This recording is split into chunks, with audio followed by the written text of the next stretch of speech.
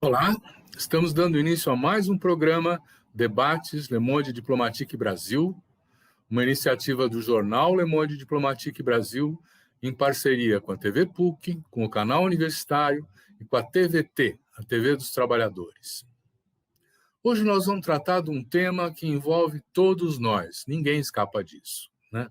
Quer dizer, no dia a dia da nossa vida, nós produzimos, ao consumir, uma série de resíduos orgânicos, resíduos inorgânicos, e é uma quantidade nas metrópoles que vão se adensando. Hoje o Brasil tem mais de 85% da população urbana, é uma quantidade enorme de acúmulo de material.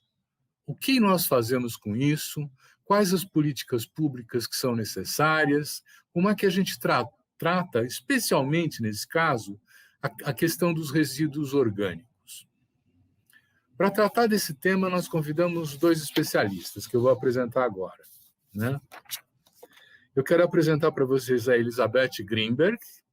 Ela é socióloga, ela é mestre em sociologia pela Universidade Federal do Rio Grande do Sul, ela é sócia fundadora do Instituto Polis e coordena lá a área de Direito à Cidade e Resíduos Sólidos.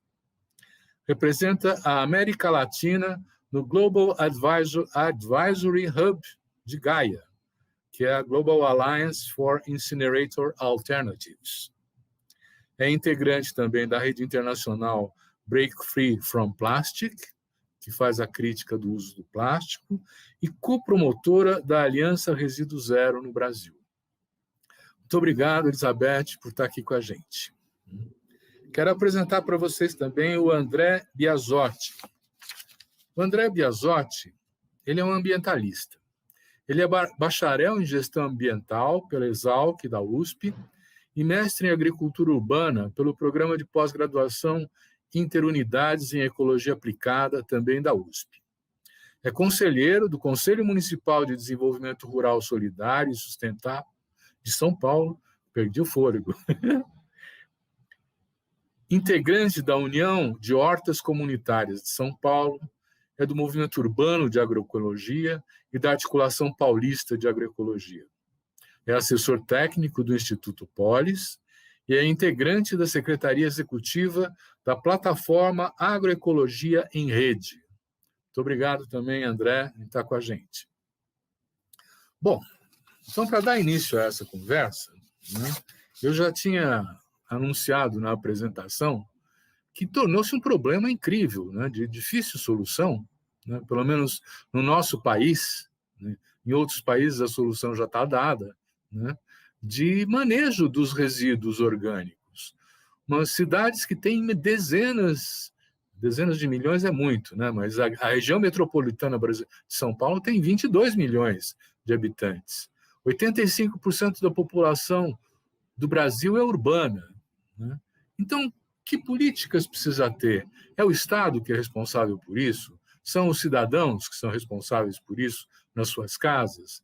Eu vou começar perguntando para a Elizabeth, vou chamar de Beth daqui para frente, né, que é uma pergunta simples, né?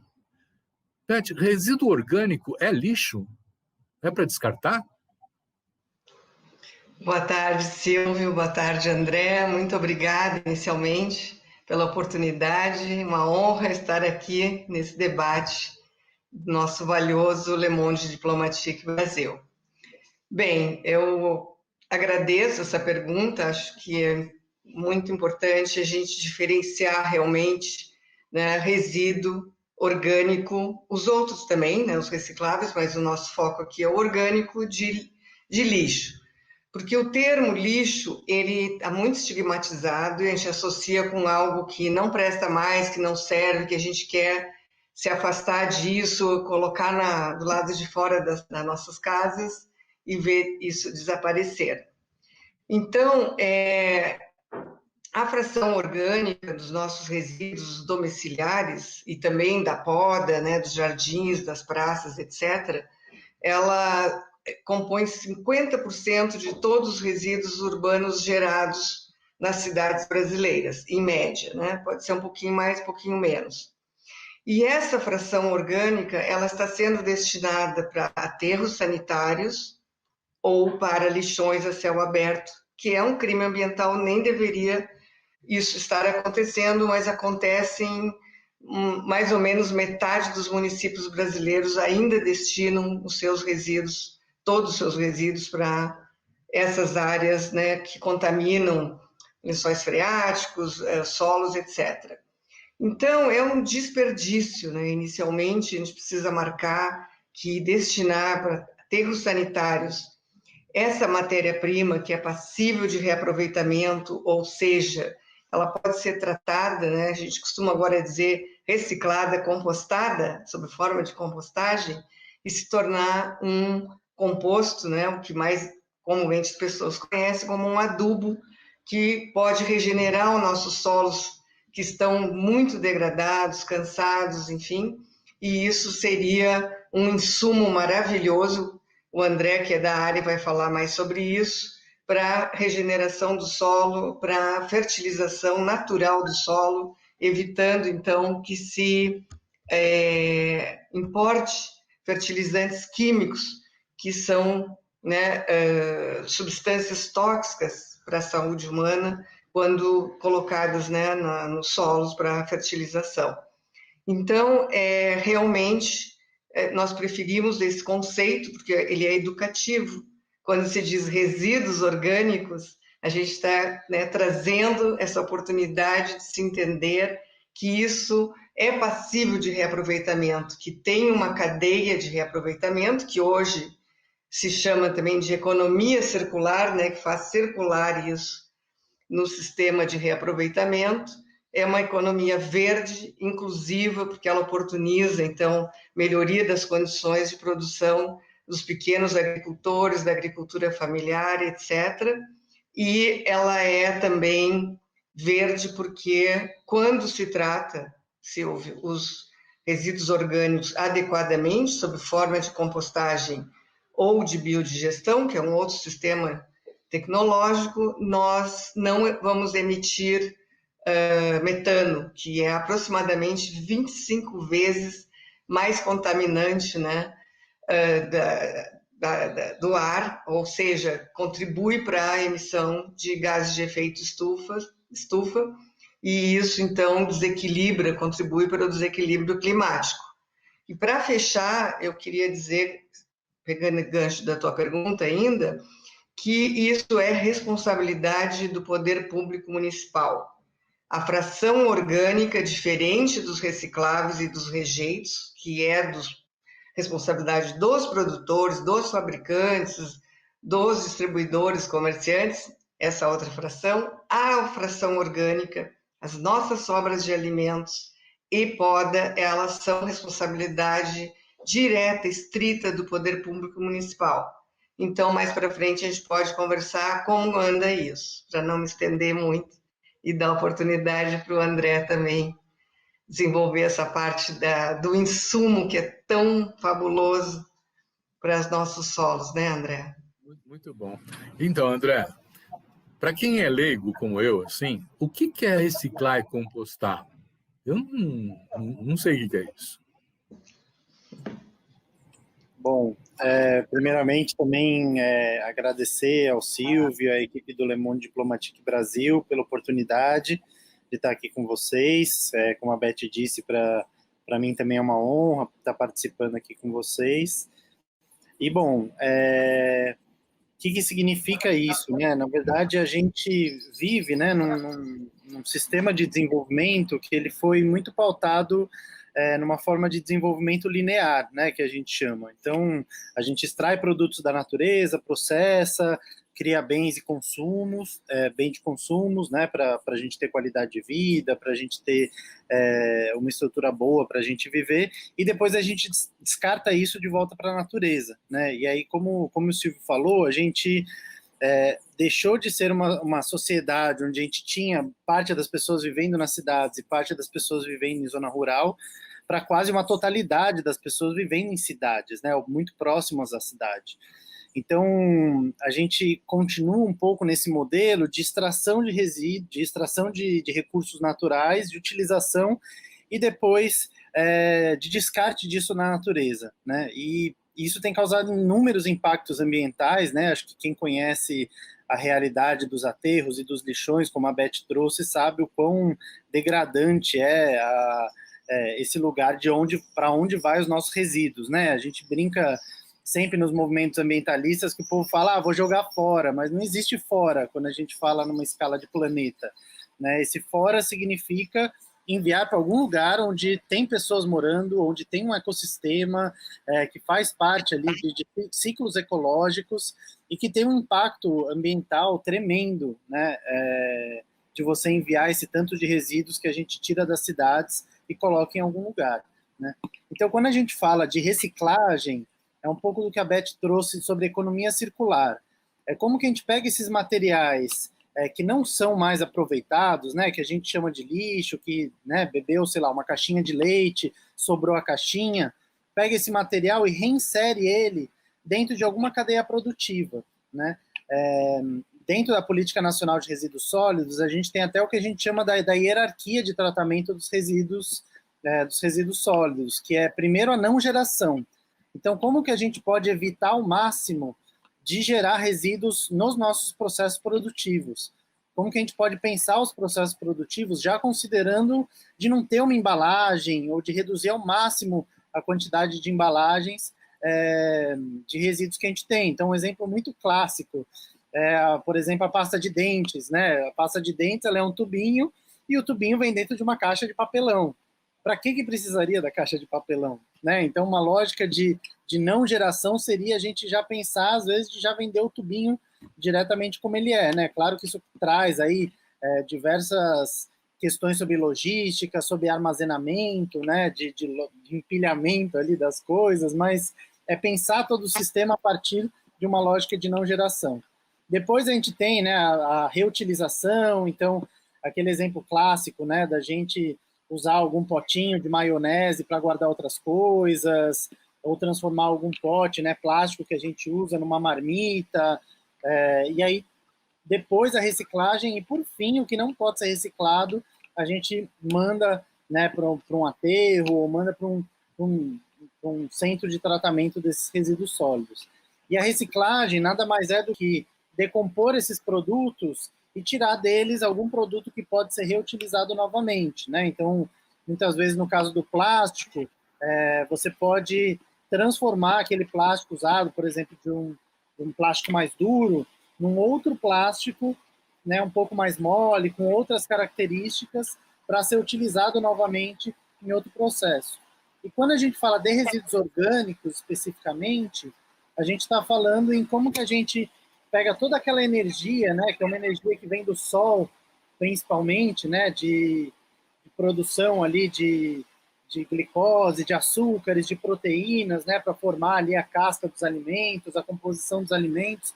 Como que a gente pega todos esses produtos, reinsere no solo, os diversos micro-organismos que existem no solo, né, a gente tem minhocas, formigas, bactérias, fungos, vão comer daquela casca de banana, casca dos produtos, vão transformar em nutrientes que trazem uma nova nutrição para o solo, trazem uma nova qualidade e fertilização do solo. Então, quando a gente fala de reciclagem de resíduos orgânicos, é a gente pegar o que a gente chamaria de lixo e, ao invés de contaminar ele com outros lixos, né, porque nada mais se a gente tem várias cascas de fruta e você coloca um plástico, você está contaminando aquele resíduo que poderia ser reaproveitado. Então, ele vai ter que passar por uma etapa de triagem para separar, né, os resíduos contaminantes para poder dar tratamento. Então, a gente reinsere isso dentro do sistema e possibilita que ele possa auxiliar aí na produção de novos alimentos, na fertilização do solo, na restauração de áreas degradadas e outras coisas, né? Então, quando a gente fala de reciclagem, a gente fala um pouco sobre esse universo de voltar as coisas ao ciclo de produção para que elas possam ter mais uma chance aí de promover aí bens e serviços para a sustentação da vida humana. Beleza. Beth, vocês estão tocando uma questão, acho que foi o André que falou, em política nacional de resíduos sólidos, né? Quer dizer, é uma coisa recente isso. essa política contempla a dimensão ambientalista que vocês estão preocupados? Uhum. Não, a Política Nacional de Resíduos Sólidos, ela já fez 10 anos, né? No final do ano passado, estamos indo para o 11º ano. Foi uma luta muito grande no Brasil, né? O Polis participou da construção, incidindo, trazendo propostas. Foram 19 anos de luta e nós não temos os resultados, né, que poderia se já ter alcançado, né, parcialmente, pelo menos durante 10 anos, que é justamente o que prevê o artigo 54, Silvio, da Política Nacional de Resíduos, a 12.305, que diz apenas rejeitos nos aterros sanitários. Então, rejeitos são 15 a 20% de tudo que nós geramos. Voltando no que eu falei no começo, 50% é a fração orgânica, são esses resíduos, sobras de alimentos e poda que nós geramos diariamente.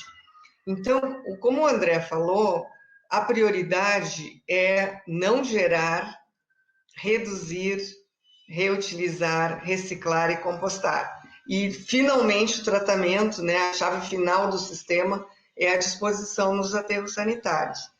E não gerar, é uma especialidade do Polis, inclusive, e especialmente do André, na área de segurança alimentar nacional, vamos lembrar que tem também todo um ciclo virtuoso de reaproveitamento, né, dos alimentos antes de eles serem destinados para um tratamento como a compostagem, que é, né, o aproveitamento integral das cascas, das sementes, das folhas. Tem muita coisa sobre isso, né? O André sabe, pode falar melhor que eu. E o Polis também tem uma área que trata disso aí. Então, seria nem gerar, né? E reduzir, claro, trabalhar todas as práticas de não se tratar uma fruta que está com um padrão diferente, um formato diferente daquele que o mercado exige, então já é descartado. E por aí vai, né? Então, a prioridade é justamente se reduzir esse desperdício e quando é impossível, quer dizer, realmente tem uma sobra de alimentos ou, né, da poda das nossas plantas em casa, etc., ou, como disse, de áreas públicas, isso, então, ser coletado, Silvio, com todo o cuidado e o carinho, né, para ser mais informal um pouco, didático, porque isso precisa ser coletado diferenciadamente em 3 frações. Então, a Política Nacional de Resíduos, quando ela diz que o fabricante, importador, distribuidor e o comerciante é responsável pela fração seca, os metais, vidros, plásticos, etc., portanto, o poder público é responsável pela fração orgânica e se tem que destinar cada um para uma rota tecnológica, precisa que se tenha, inicialmente, é o primeiro passo de todos de uma política pública municipal, é implantar a coleta em 3 tipos. E a população, ela revela que está, digamos, preparada, interessada, mobilizada. Te dou um exemplo. No Rio de Janeiro tem uma iniciativa muito interessante chamada Ciclo Orgânico. É uma moçada, uma juventude que criou, né, uma startup e eles fazem a coleta da fração orgânica na casa de 1.700 pessoas que pagam, além daquela tarifa está embutida no IPTU, né, das cidades para chamada limpeza urbana, eles pagam em média R$60 para isso ser coletado diferenciadamente e levado para compostagem. Então, esse é um exemplo de uma grande cidade, de uma população, sempre se diz, né, parentes, que a população é difícil, não separa, não faz direito, que o problema é o cidadão e a cidadã. E isso não é verdade, porque quando se tem realmente uma infraestrutura, né, um sistema de coleta, uma educação ambiental, uma mobilização, né, e se mantém essa chama acesa, trazendo, né, elementos para as pessoas se engajarem, entenderem, se sentirem, né, coração e mente conectado com isso, elas participam e fazem bem. E quando não fazem, a Política Nacional de Resíduos, na sua regulamentação, a única multa que tem, que isso acho que é um problema da política, é para a população que, quando reincidir e não fizer, né, o que as prefeituras determinarem, elas podem ser cobradas de 50 a 500 reais, uma multa ser imposta para essas pessoas. Quer dizer, então se tem esse, digamos, mecanismo que pode se recorrer depois de se educar, mobilizar, e cidades do mundo inteiro, como São Francisco, Milão, Parma, Capanori, muitas cidades, né? Na Itália são mais de 1.000 cidades que têm programas que eles chamam resíduo zero no aterro sanitário, resíduo zero no incinerador. E o que isso mostra, né? Que diferentes perfis de cidade, não é porque Europa, Estados Unidos, é a população igual. Começo é difícil, depois elas vão sendo educadas, vão sendo conquistadas também, para participarem, se envolverem e entenderem o sentido, né, disso. E fechando a questão da política nacional, eu queria salientar, Silvio, que a política criou um instrumento que são muito importantes, que é o Plano de Gestão Integrada de Resíduos Sólidos. Então, todas as cidades têm que ter esse plano, revisar a cada 4 anos e construir vamos dizer, essas metas, né, e essas estratégias para implantar esses sistemas nas suas cidades. Porque isso dá um direcionamento, né, isso constrói o caminho para o gestor ir perseguindo progressivamente, retirando esses resíduos do aterro, realocando o recurso público, né, do orçamento destinado à chamada limpeza urbana para outro sistema que é justamente coletar diferenciadamente e compostar. Para fechar, eu queria dizer que nós temos uma boa notícia, que é os grandes geradores, né? Nós temos em vários locais, eu conheci, por exemplo, o Ecocitrus, em Montenegro, no Rio Grande do Sul, conheci a Terra Ambiental, conheci a Ecomark aqui na cidade de São Paulo, Jundiaí. São grandes empresas que coletam, né, o pós-consumo não agro, no caso são de grandes geradores, no Rio Grande do Sul é pós-agroindustrial, mas aqui são de supermercados, de shoppings, praças de alimentação, etc. E essas empresas, elas pagam para os seus resíduos serem coletados, orgânicos, e compostados nessas grandes empresas. E a gente sabe que grandes empresas não iriam investir em sistemas, né, em tecnologias, enfim, que não dessem resultados, não dessem lucros. Então, existe demanda, sim, nas nossas franjas de produção, né, de produtos de alimentos, para esse insumo que é um composto, quando ele é bem feito, bem produzido. Posso complementar rapidamente, Silvio? Pode. Maravilha. Não, acho que só complementar rapidamente a Beth, porque eu acho que ela trouxe um ponto interessante que, bom, primeiro a gente tem que sempre pensar que os resíduos é um mercado, né? E por ser um mercado, significa que se tem ali, né, um aproveitamento econômico desses materiais, né? Então, eu acho que esse é um primeiro ponto interessante e até, assim, existe uma reflexão que a gente, quando fala da Política Nacional de Resíduos Sólidos, quando fala do tratamento de resíduos, muita gente sempre lembra, reciclagem são os materiais secos, né?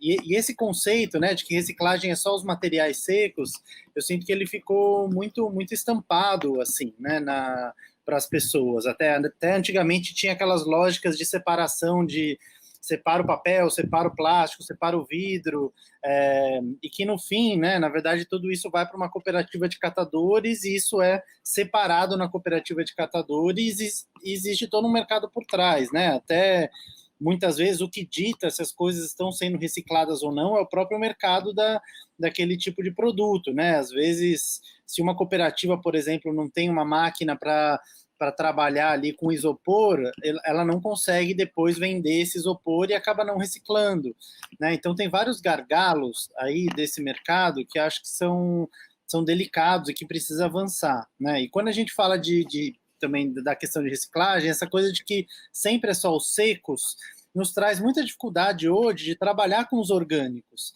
porque hoje existe uma lógica de resíduo orgânico é tudo que não é seco, né? E aí se junta ali, às vezes rejeito, se junta ali um monte de coisa, acabando contaminando esse tipo de resíduo, né?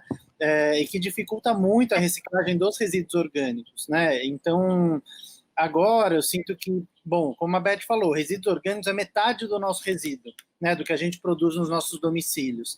Muitas vezes é mais até do que os resíduos secos.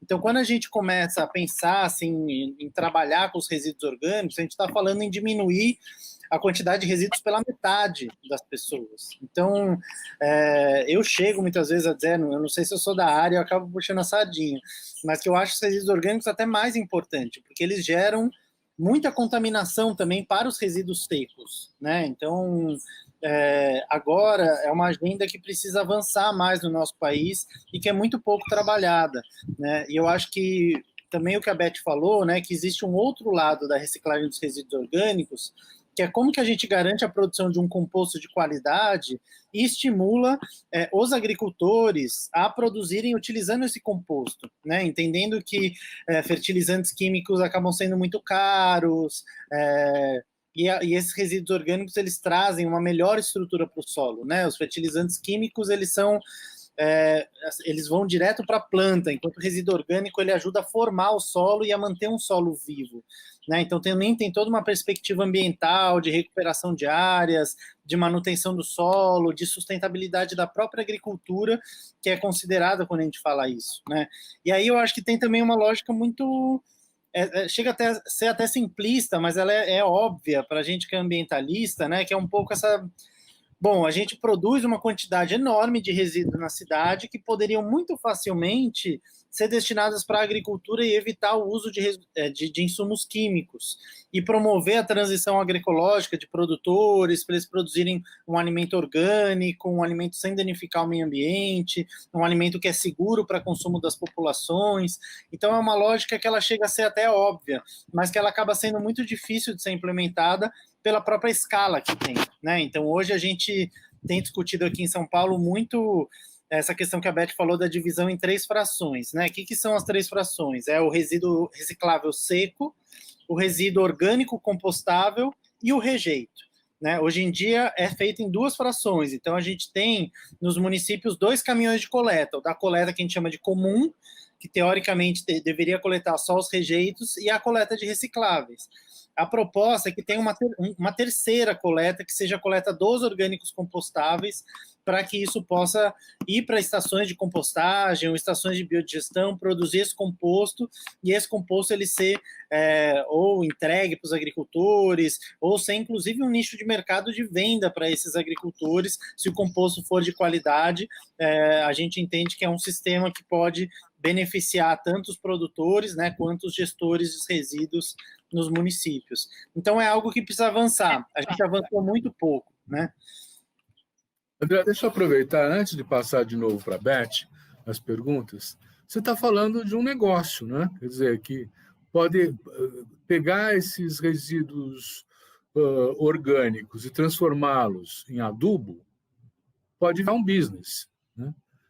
Tem alguém fazendo isso já ou é apenas uma proposta?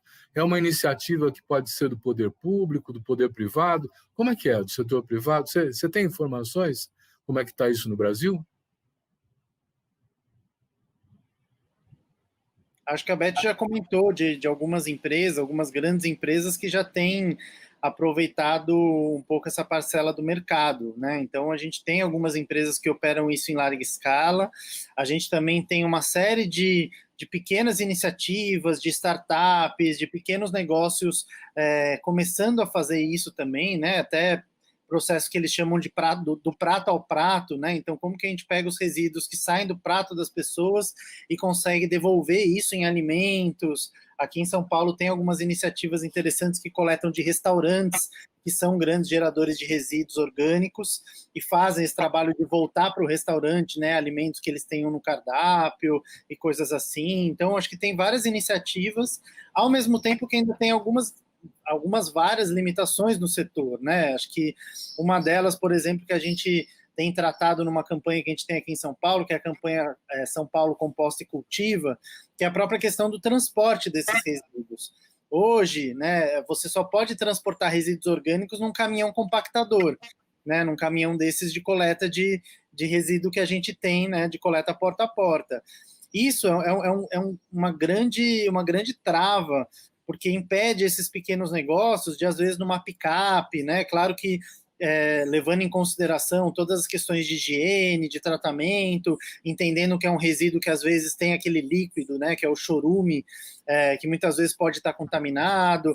Então, existem estratégias de transporte desse resíduo que você consegue manter todas as necessidades higiênicas para que esse transporte não contamine, né, ao longo do seu trajeto, mas que não precisa ser um caminhão compactador, que pode ser, né, veículos menores.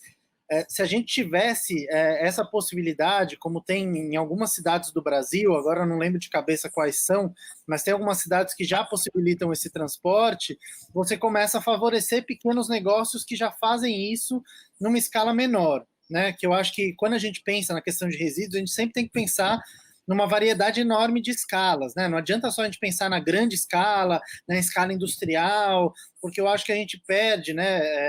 E até de certa forma vai contra a Política Nacional de Resíduos Sólidos, que favorece o tratamento do resíduo no lugar onde ele é gerado. Então, uma das iniciativas de compostagem grande, em São Paulo, a gente teve uma experiência muito interessante com o projeto São Paulo Composta Cultiva, é que a gente tem que trabalhar com a compostagem no local onde é gerado. Então, tem iniciativa de compostagem nas escolas, a campanha São Paulo Composta Cultiva teve uma iniciativa de compostagem doméstica, de dar para as pessoas composteiras, para que elas mesmas, esse resíduo não precisa nem ser coletado, né, ele pode ser tratado nas próprias residências, mas também a gente tem iniciativas de grande escala, né, que possam fazer isso com as pessoas que não queiram compostar em casa, né? A gente também sabe que é uma mudança de hábito, é difícil, né? Olhar para os resíduos, ninguém quer, né?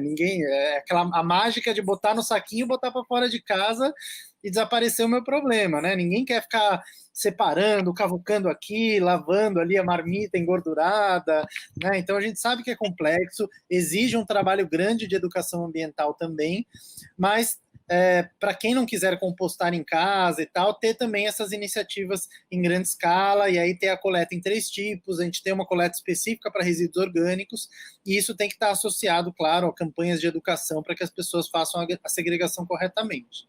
Agora, a questão precisa funcionar, porque as pessoas... Vamos tratar disso. Vamos tratar disso. Beth, precisa funcionar, né? E nós temos um plano nacional. Você falou da exigência de que os municípios se preparem também para fazer isso, né? Uhum. E eu me lembro que que havia um tempo atrás que tinha um prazo máximo para continuar tendo lixão aberto, céu aberto, que passou e não aconteceu nada, né? Quer dizer, como é que está a situação no Brasil dessa coleta seletiva, dos lixões? Você tem informação sobre isso? Sim. Então, a política nacional, né, na verdade, né, o plano nunca foi instituído, o plano, e agora, no ano passado, tiveram audiências para discutir o novo plano. Então, nós não temos um plano, o Planar está sendo ainda... Agora está em fase de absorver o que foram as contribuições das audiências públicas, das 5 que aconteceram no país. Mas, de fato, né, a Política Nacional de Resíduos estabeleceu que até 2014 todos os lixões deveriam estar fechados. De novo, lixão é depósito a céu aberto. Não tem nenhuma engenharia ambiental, nenhum sistema de coleta desse líquido, né, que se forma quando a gente deixa o nosso lixinho misturado com as sobras nossas de alimentos, forma aquele líquido, fica um cheiro ruim, etc., misturado tudo, então isso forma um chorume. Imagina, juntando com todos os solventes, todos os tipos de produtos químicos que se usa cotidianamente nas casas para limpeza, etc., fora uma sopa, um caldo químico tóxico, contaminante. Isso é absurdamente, vamos dizer assim, impactante para os nossos solos e os mananciais hídricos, né, os lençóis freáticos, etc. E isso não está sendo tratado com o devido cuidado, com a seriedade que deveria. E, ao contrário, né, esse governo, aproveitar para já dizer que todas as soluções que esse governo que nós temos aí agora, ele coloca que a grande solução, eles criaram um programa Lixão Zero, que é para trazer a solução, como solução a incineração, a queima, né? Que são tecnologias que estão sendo desativadas na Europa, nos Estados Unidos, inclusive.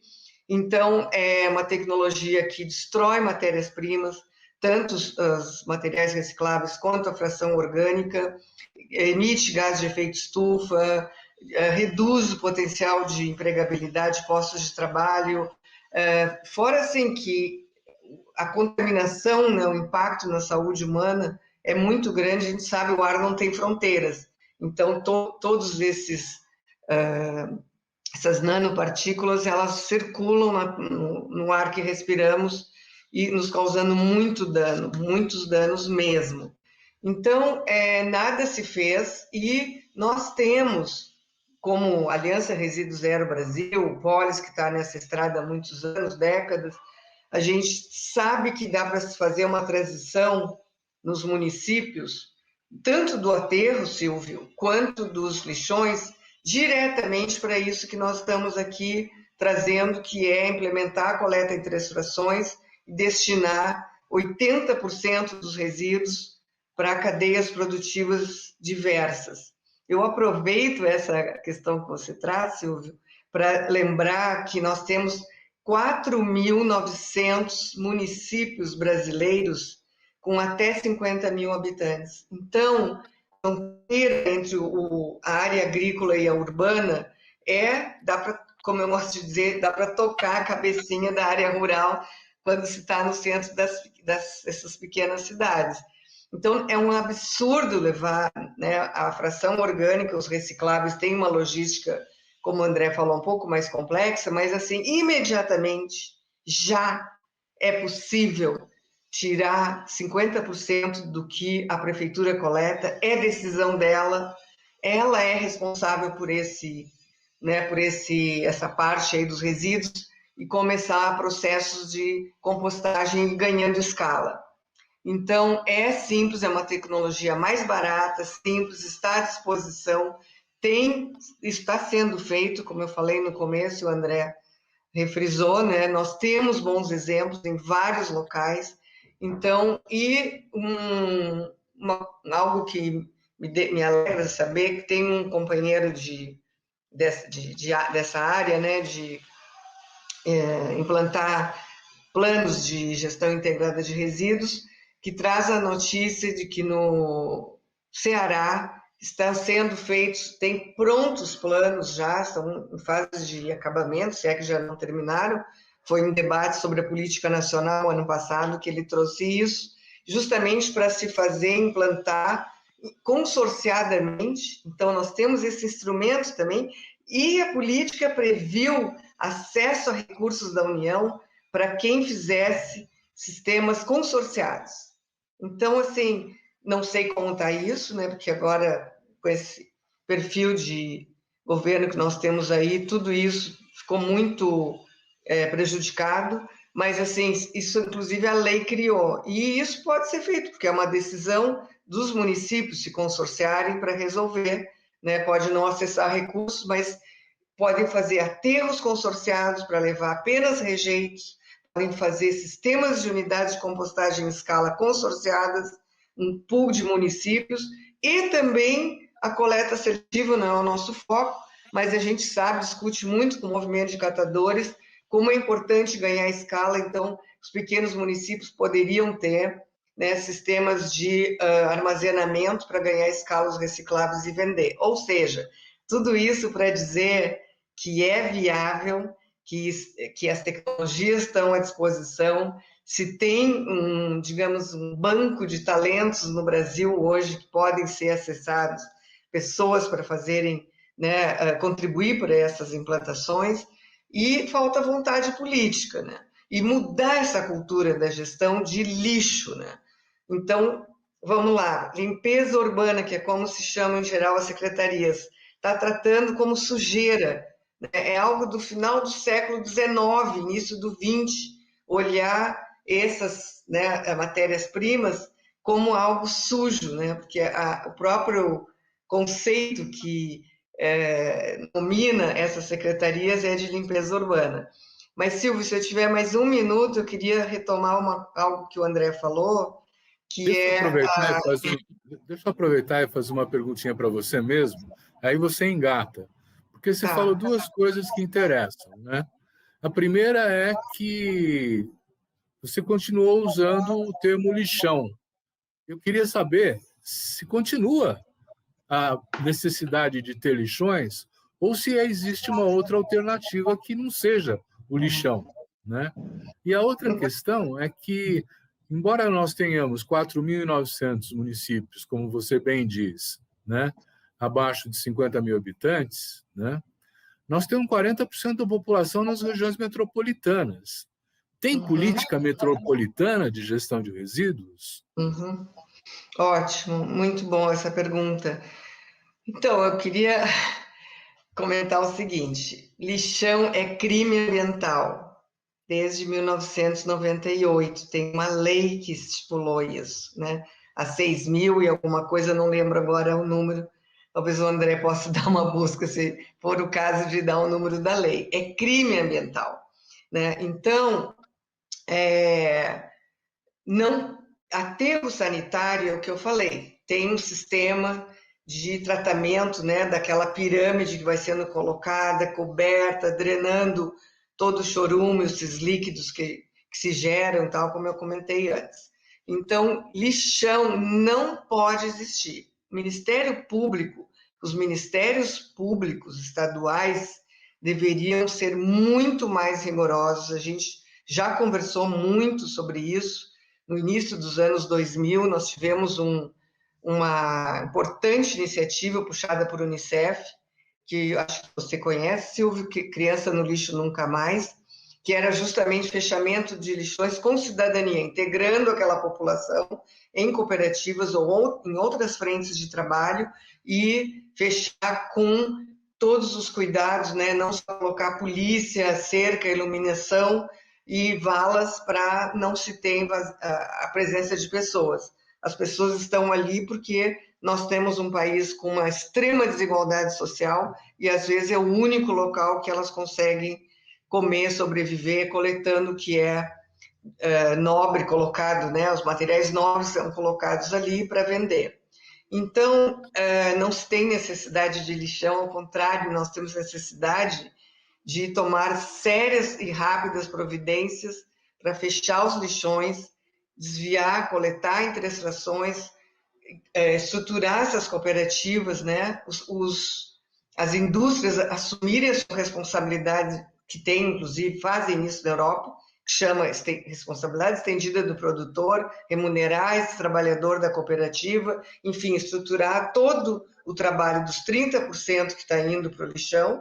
Você perguntou, apenas 1,5% de tudo que nós geramos está indo dos recicláveis, né? A parte reciclável, 0,3% da fração orgânica está sendo compostada. Então, vamos lá, em torno de 2% das 78 milhões de toneladas que o Brasil produz, né, anualmente. É absurdo o que está acontecendo com essa área, e contaminando, né? E emissão de gases de efeito do metano, que é, como eu falei, que é muito mais nocivo para a saúde humana e, enfim, e outras contaminantes, substâncias tóxicas.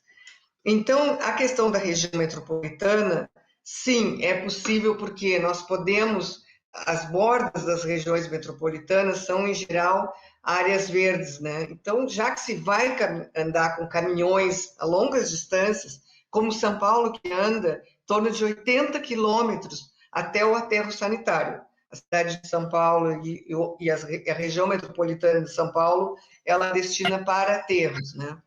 Então, isso pode ir justamente de forma consorciada, como eu falei antes, se definir áreas que podem ser aterros desativados, que comportam estruturação de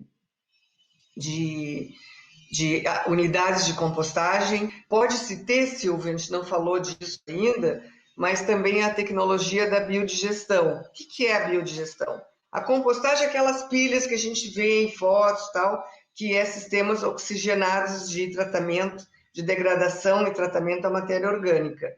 A biodigestão, quando não se tem áreas, ela é um equipamento muito bom, porque ela reduz quase metade a quantidade que entra ali, captura esse metano, gera um biogás, gera um biometano quando vai ser usado como combustível para o transporte, e eletricidade, e jogar na rede eletricidade. Então, quer dizer, se tem instrumentos, né, como é que se fala, de gestão pública, que são os consórcios, para se fazer isso de forma coletiva, uma cidade pode, inclusive, estruturar isso, vender isso como serviço. Então, tem vários arranjos institucionais que estão disponíveis e tecnologias. Então, não existe uma... E demanda, né? Como o André muito bem falou, os cinturões verdes das regiões metropolitanas das cidades, eles têm produção agrícola e têm demanda por esse insumo de qualidade. Ótimo. Olha, nós já estamos chegando perto do fim do nosso programa. O papo está bom, ele vai continuando e o tempo passa rápido, né? Nós vamos ter 2 minutos para cada um de vocês, né? E eu pediria que vocês fizessem recomendações aos prefeitos, porque se é de fato responsabilidade da gestão municipal o manejo dos resíduos, né? Por que eles não estão atendendo e o que eles deveriam fazer agora? É uma gestão nova que começa, seria interessante fazer recomendações, né? Eu queria começar com o André, depois passar para a Beth.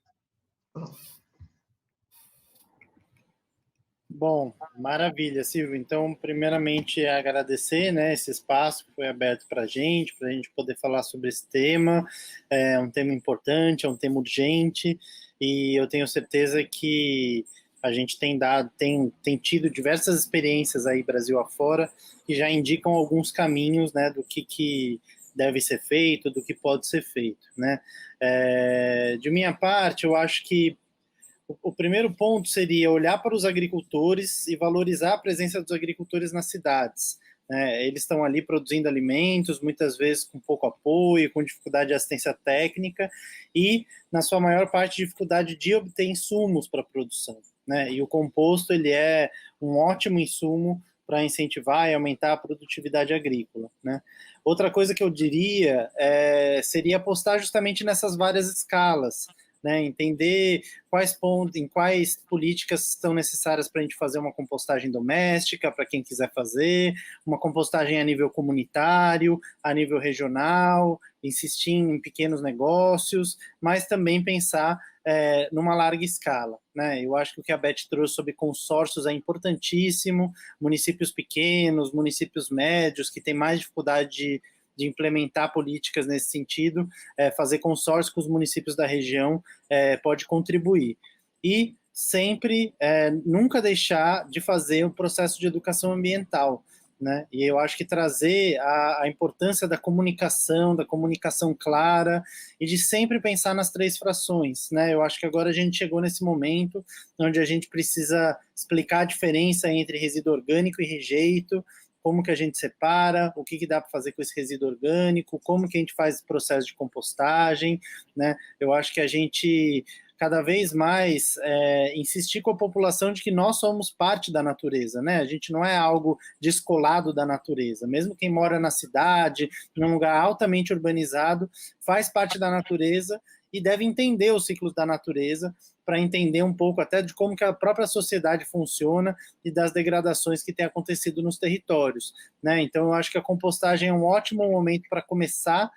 Você vê a mágica daquele lixo, da casca de banana, de um monte de casca, de repente vira terra cheirosa, né? Aquele lixo que a gente acha que fede, na verdade, se a gente colocar ele na terra, ele gera uma terra cheirosa, com aquele gostinho aquele cheiro de terra molhada, e eu acho que também incentiva as pessoas a plantarem mais, ter pequenas plantas em casa, plantar seu próprio alimento, incentivar atividades de agricultura urbana. Então, eu diria que esse é o caminho, e é por aí que a gente tem que seguir para ter uma sociedade mais sustentável, mais justa e melhor para todas e todos. Beth, por favor. Passou tão rápido. Eu deixei, então, para o final, Silvio. Eu acho que o André respondeu completo. Eu queria dizer que é o seguinte, o Instituto Polis, ele puxou uma campanha o ano passado, São Paulo Composta Cultiva. É meio parecido com o programa que tinha aqui em São Paulo, que o André falou, que era Composta São Paulo. A gente acrescentou, né, o Cultiva nessa lógica que a gente debateu hoje aqui. Eu diria que seria muito interessante se a gente pudesse recomendar para as prefeituras que estão começando, olharem a proposta de plano de metas que está no site do Instituto Polis, polis.org.br, porque são propostas que servem para a cidade de São Paulo e servem para outras cidades, evidentemente, com adequações, né? Mas trazendo essas metas prioritárias de se criarem, né, unidades de compostagem em escala, né, uma escala progressiva, a coleta em 3 tipos e essa conexão com a agricultura familiar e agroecológica. Eu acho que um ponto muito importante que a gente não tocou aqui ainda é a participação da sociedade. Então, é fundamental, porque a população, quando ela se sente convocada para pensar, para contribuir, para trazer soluções, ela se engaja, ela se envolve, as soluções são muito mais adequadas, é o horário para passar o caminhão, como é que seriam os containers, tal, enfim, inclusive também para se ampliar, né, em locais que já existem, vários no Brasil, a compostagem in situ, quer dizer, dentro das casas, ter a sua composteira, seu minhocário, isso também é digamos, é um elemento que contribui muito para o que o André falou, que eu me somo, que é a educação. Então, quando a gente vê dentro de casa o nosso resíduo sendo processado, fala para o vizinho, vai ser mais fácil aquele vizinho separar. Então, eu diria que esses 2 pontos, criar metas, usar o PGIROS, revisar o plano de gestão integrada e debater com a população e trazer, claro, as expertises, né? Todas as equipes que existem hoje no Brasil disponíveis para contribuir, para fazer o desenho do modelo adequado para cada local. Agradeço também, Silvio. Não, quem agradece sou eu, especialmente a Elizabeth Greenberg e ao André Biasotti, que nos trouxeram tantas informações importantes, uma análise desse tema crucial para a vida e para a casa de cada um de nós, né? E agradecer também a você que nos assiste e tem prestigiado o nosso programa. Muito obrigado, semana que vem tem mais.